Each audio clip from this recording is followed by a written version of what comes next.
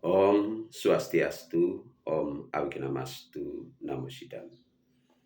Saudara Mas Dharma, dalam kesempatan kali ini kita akan membahas Sara Samustaya, dan di dalam kitab Sara Samustaya ini kita mendapatkan pandangan-pandangan penting tentang Saripati Astadasaparwa.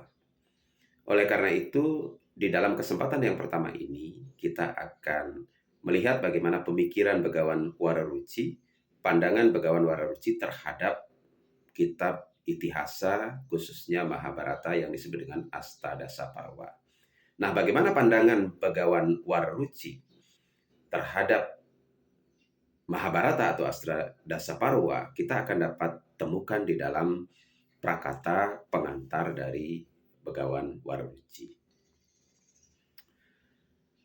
Wong Awiknamastu, Begawan Wararuci mupulaken sare-sare Sang Hyang Astadasaparwa. Gawe begawan biasa matang nian panamaskara sira.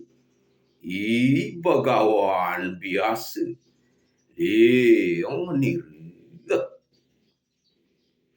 Begawan Wararuci menghimpun Saripati Sastra Suci Astadasaparwa, 18 parwa karya Begawan biasa. Karenanya beliau mengucapkan kata salam hormat kepada Begawan biasa. Kata beliau sebagai berikut. Hanu siru maharsi dan hanu kapinging niru kiana doangganing tri aloka rumandasaken peteng ning ajnananing sarawa bau. Anak sang Satyawati patemuan lawan Begawan Paresaru presude ri tengah nikang Kresna Dwipa. Begawan biasa ngaranir sirda sembahan kamnan yang ulu mujaraken saraning gawenir aji adalah seorang maharsi. Tidak ada satupun yang beliau tak ketahui. Beliau dihormati oleh Triloka, dunia tiga, dan dapat melenyapkan kegelapan pikiran sekalian makhluk. Beliau putra Dewi Satyawati dari pertemuannya dengan Begawan Parasara yang dilahirkan di tengah-tengah pulau Kresnadwipa. Begawan biasa nama beliau. Beliau patut hamba sembah sebelum hamba mengutarakan Saripati Sastra karya beliau.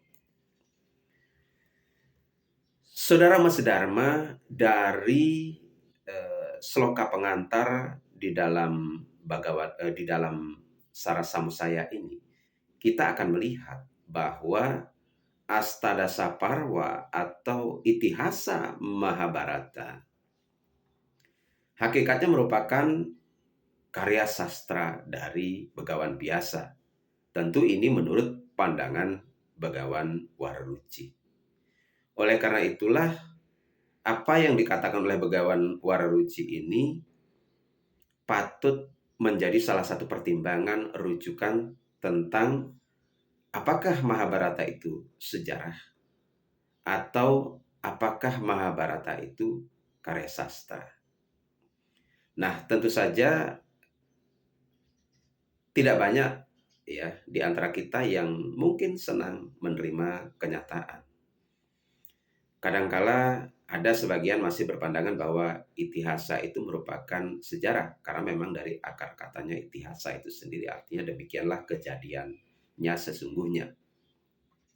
Dan tentu saja karena mungkin umurnya sangat tua, jika memang Mahabharata itu sejarah, orang mungkin melupakannya sehingga dari sejarah bisa menjadi mitos. Tentu itu merupakan kemungkinan-kemungkinan lain. Dan di dalam kesempatan ini, Titiang menyampaikan pandangan Begawan Waruruci yang tentu seorang begawan, ya, seorang Sulingge, memiliki pandangan bahwa Mahabharata lebih layak disebut sebagai sastra, karya sastra begawan biasa. Apa poin pokok dari pandangan awal yang disebutkan oleh Begawan Waruruci yang menyatakan Itihasa Mahabharata sebagai karya sastra?